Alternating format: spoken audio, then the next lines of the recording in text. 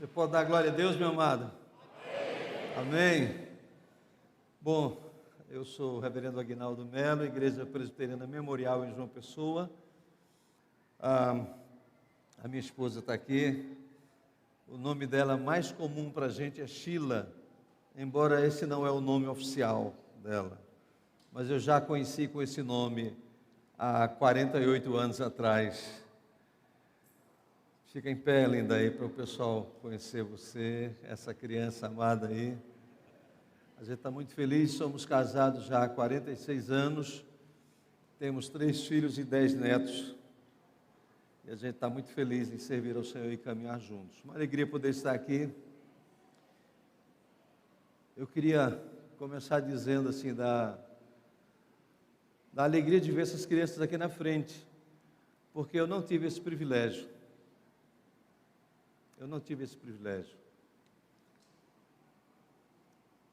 Eu nasci na cidade de Macau, no Rio Grande do Norte. Meus pais têm uma vida simples. Meu pai trabalhava nas salinas do Rio Grande do Norte. E minha mãe apenas cuidava dos filhos, que fomos ao todo 9 filhos. Naquele tempo, pai e mãe gostavam de fazer menino, né?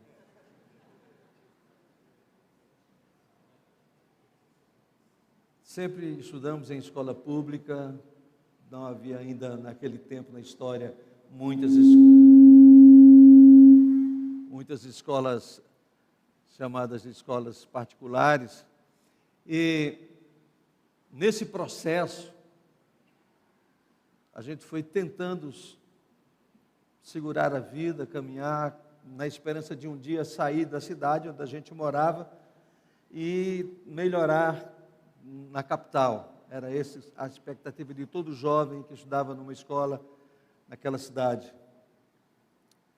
Eu fui ficando a minha vida de adolescente sem muita novidade. Graças a Deus, Deus preservou a minha vida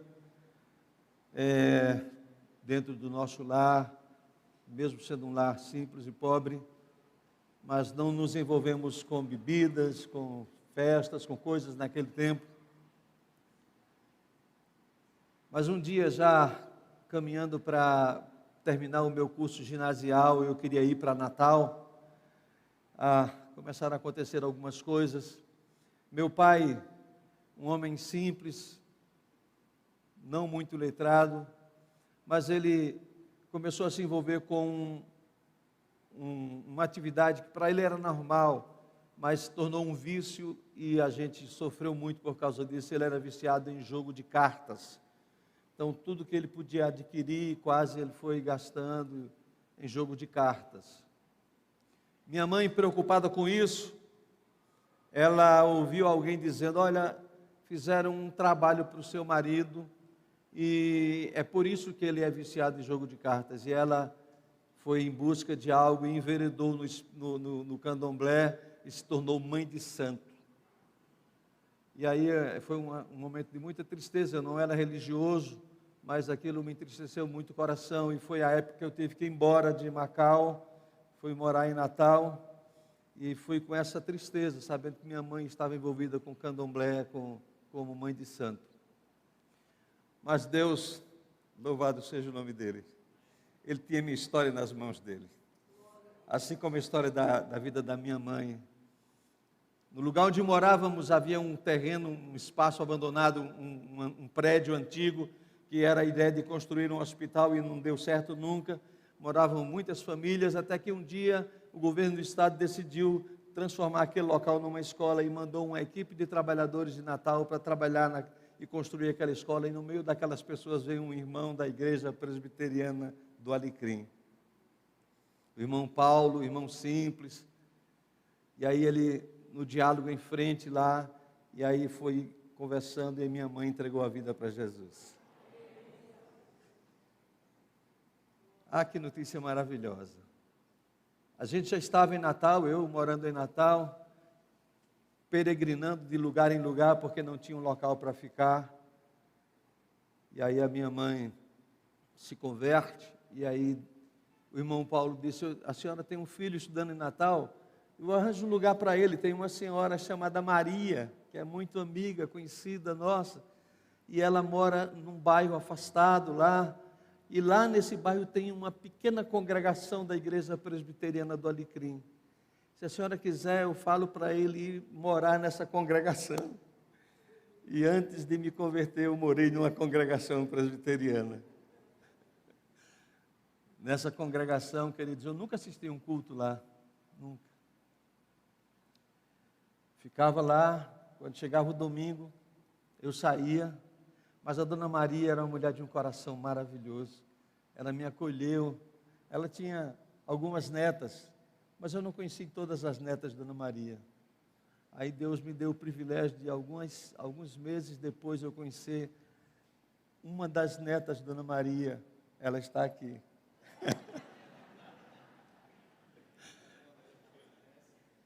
E aí, queridos, quando eu a conheci, disse aí, a minha vida tem que mudar. Eu vou entrar na aeronáutica porque eu quero casar com essa moça. E aí, fui para a aeronáutica. Eu estudava na Escola Técnica Federal do Rio Grande do Norte. Nessa ida, ela tinha uma tia chamada Francisca e ela me deu um Novo Testamento dos Gideões para eu levar para a aeronáutica naquele período de quarentena que você fica um tempo lá.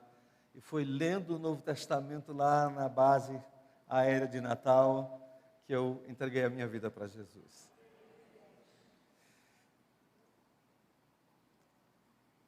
A minha conversão se deu através da palavra de Deus.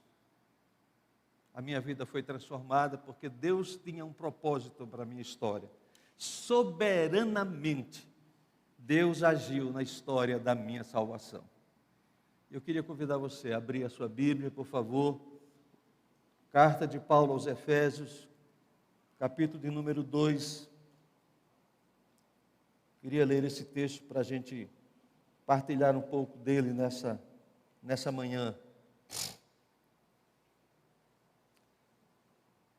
Diz assim a palavra de Deus: Ele vos deu vida, estando vós mortos em vossos delitos e pecados, nos quais andastes outrora, segundo o curso deste mundo, segundo o príncipe da potestade do ar, do espírito que agora atua nos filhos da desobediência, entre os quais todos nós andamos outrora, segundo as inclinações da carne, fazendo a vontade da carne e dos pensamentos, e éramos por natureza filhos da ira, como também os demais. Mas Deus, sendo rico em misericórdia, por causa do grande amor com que nos amou, estando nós mortos em nossos delitos e pecados, nos deu vida juntamente com Cristo, pela graça sois salvos. E juntamente com Ele nos ressuscitou e nos fez assentar em lugares celestiais em Cristo Jesus, para mostrar nos séculos vindouros a suprema riqueza da sua graça em bondade para conosco em Cristo Jesus. Porque pela graça sois salvos, isso não vem de vós, é dom de Deus, não de obras, para que ninguém se glorie, pois somos feituras dele, criado em Cristo Jesus para as boas obras, as quais Deus de antemão preparou para que andássemos nelas. Que Deus acrescente, queridos, essa palavra ao coração da igreja aqui presente, e a igreja diga amém. Amém. Deus, obrigado. Obrigado pela vida dessas crianças que estão aqui, que foram ensinadas da tua palavra e que têm um caminho a trilhar à luz do que o Senhor ensina, pelas tuas verdades. Obrigado, porque mesmo aqueles que não tiveram esse privilégio, mas que eram eleitos, escolhidos do Senhor, o Senhor os buscou com graça soberana para transformá-los e fazê-lo instrumento em tuas mãos. Obrigado por esta igreja, pelo ministério do pastor Mauri, todos que estão aqui. Mas agora traz o coração do teu povo cativo ao ouvir a tua voz, para que o Espírito do Senhor ministre a cada um de nós, em nome de Jesus, amém. Meus amados, o valor da salvação pela graça dentro desse texto é algo maravilhoso. Paulo começa a expressar que havia um grupo de pessoas, ele cita a sua própria vida, ele menciona, ele vos deu vida, ele sabia de que ele também havia experimentado isso, mesmo sendo alguém que viveu durante muito tempo dentro da realidade do judaísmo, mas ele sabia qual era a situação do homem sem Cristo. Sem Cristo, todos estavam mortos. Sem Cristo, todos andavam segundo o curso deste mundo. Paulo deixa muito claro que sem Cristo eles andavam segundo o príncipe da potestade do ar, estavam sob o domínio do maligno. Sem Cristo, as inclinações dos seus corações eram tão somente para a carne, para os desejos de si mesmos. Sem Cristo, eles eram por natureza, Paulo diz, filhos da ira. Não havia destino, não havia algo especial para a vida deles. E aí Paulo começa a mostrar o que Deus fez, como Deus age soberanamente na história da nossa salvação, como Deus age poderosamente e graciosamente na história do seu povo, daqueles que Ele escolheu para si. E Ele diz, Ele vos deu vida. Quantos nesta manhã têm vida em Cristo Jesus? Faça com a mão. Glória a Deus, você tem vida, porque foi Cristo quem lhe deu esta vida. Não foi o pastor Amauri, não foi o Supremo Conselho da Igreja Presbiteriana, não foi o presbitério, não foi nem você mesmo que tinha esse poder, mas Deus lhe deu vida em Cristo Jesus. É um grande privilégio para a gente saber isso. Ele foi rico em misericórdia, que nós não merecíamos nada de Deus, mas Ele foi rico em misericórdia, Ele nos amou profundamente. Paulo deixa isso claro, Ele nos ressuscitou e nos assentou em lugares celestiais, Ele mostrou a suprema riqueza da sua graça, Ele nos deu a salvação e Ele nos preparou para as boas obras que estão diante de nós, para que as realizemos. Nesse texto nós aprendemos que pela instrumentalidade do Espírito Santo, Paulo está fazendo uma afirmação muito simples e clara: a salvação não vem de nós, ela é um dom precioso de Deus. A salvação não vem de nós, ela é um dom precioso de Deus. E aí eu queria refletir sobre essa dádiva da salvação. A dádiva da salvação é uma ação exclusiva de Deus. Às vezes as pessoas tentam ajudar a Deus, tentam resolver a situação da sua salvação, mas pode ter certeza, se você já experimentou isso na sua vida, se você sabe que você tem o Espírito de Deus morando no seu coração, conduzindo os seus passos, você sabe que a sua salvação é uma dádiva exclusiva de Deus. Foi Deus que lhe deu esse presente maravilhoso. Hoje nós celebramos, durante toda a semana, estamos celebrando a Páscoa, mas temos que lembrar que este presente foi um presente exclusivo, incomparável e maravilhoso do Deus Todo-Poderoso. E aí eu queria ver algumas verdades para a gente partilhar à luz desse texto. Primeira coisa, a salvação não pode ser obtida pelo meu próprio esforço. Talvez você tenha amigos, talvez um dia isso já aconteceu com você, de pensar que eu tenho que encontrar o caminho para ser salvo.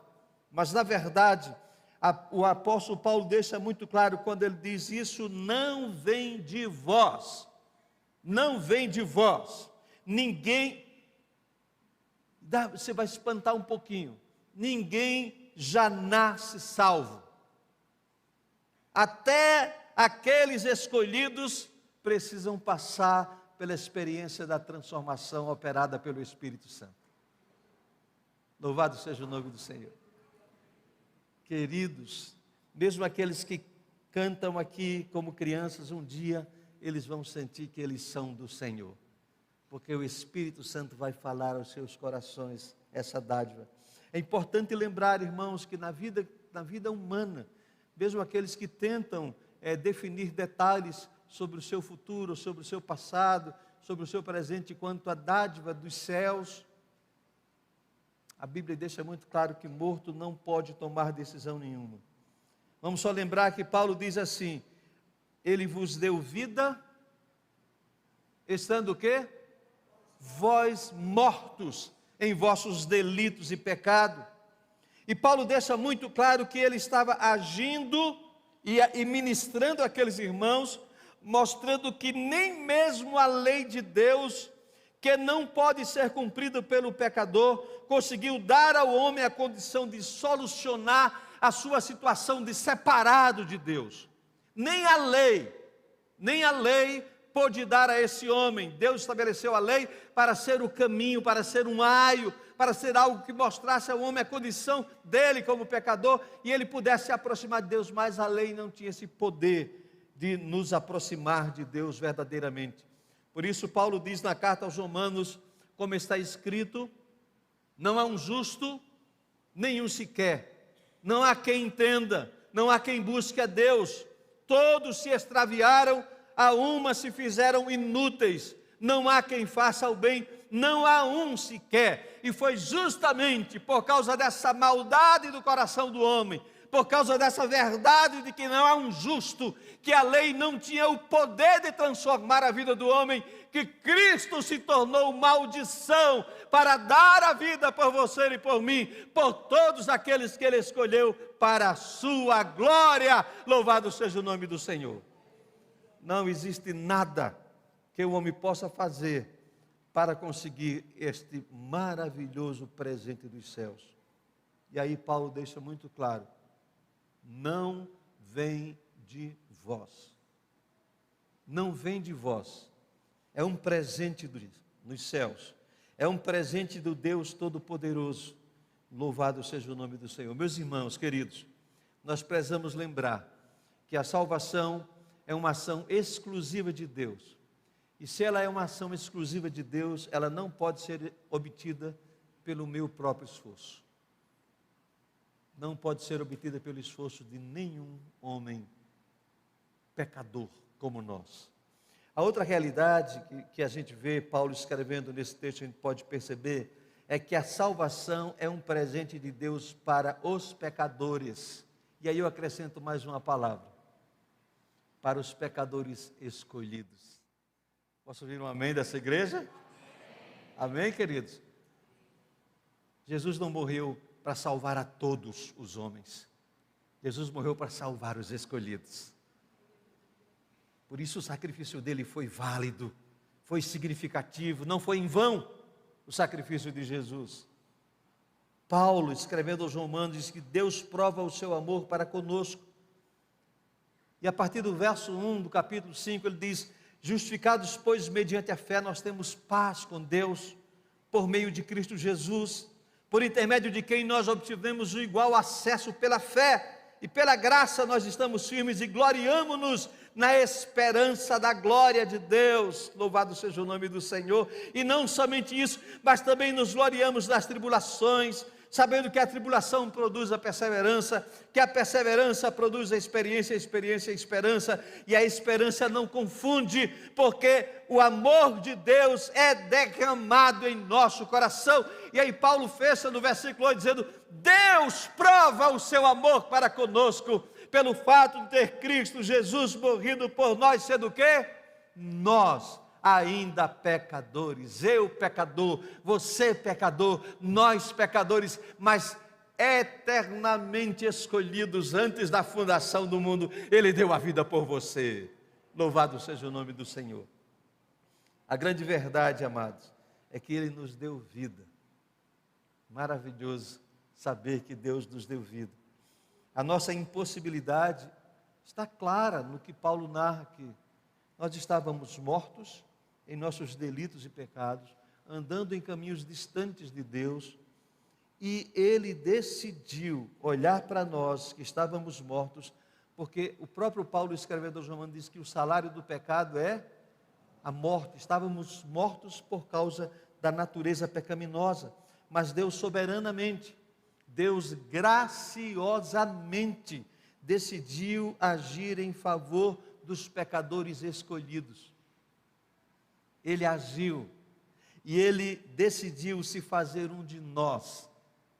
Ele veio para se fazer um de nós, para ser o Emanuel, para ser o Deus conosco. O Verbo se fez carne, habitou entre nós, e nós podemos ver a sua glória como a glória do unigênito do Pai.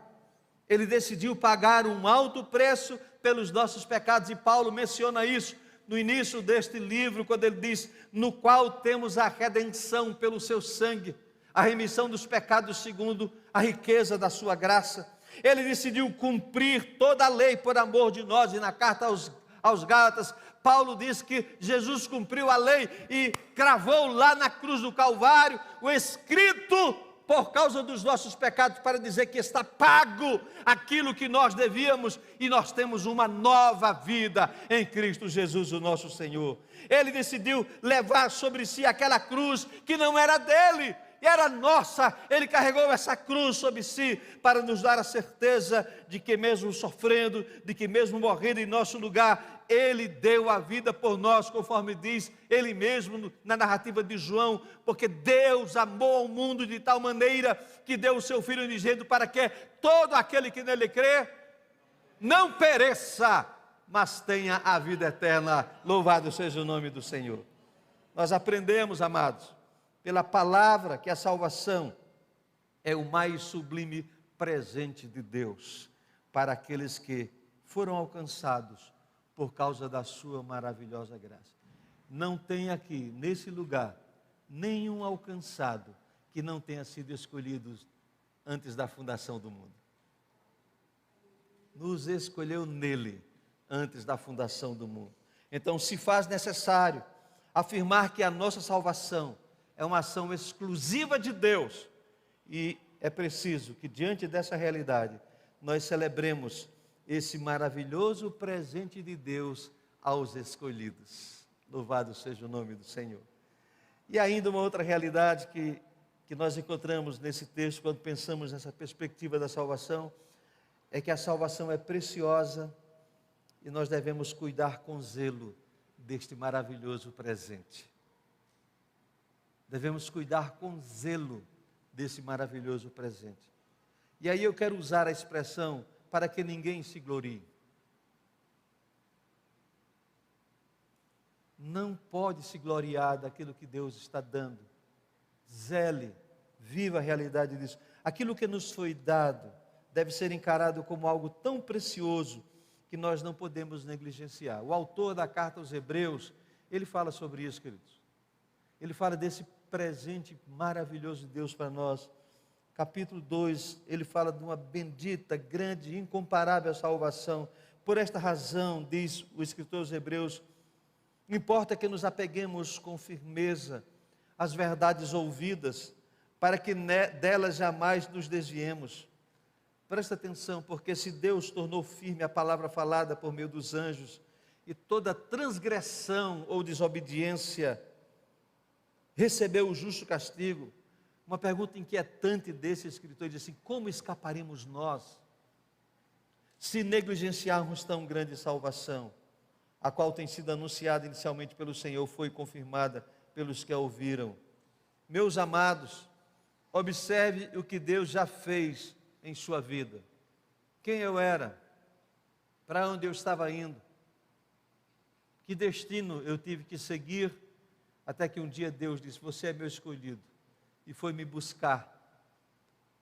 Não dá para traçar, irmãos, o que aconteceu em palavras tão breves, mas eu fui para uma cidade para estudar, vivi desamparado, mas Deus tinha um plano para me encontrar, porque era um escolhido dele.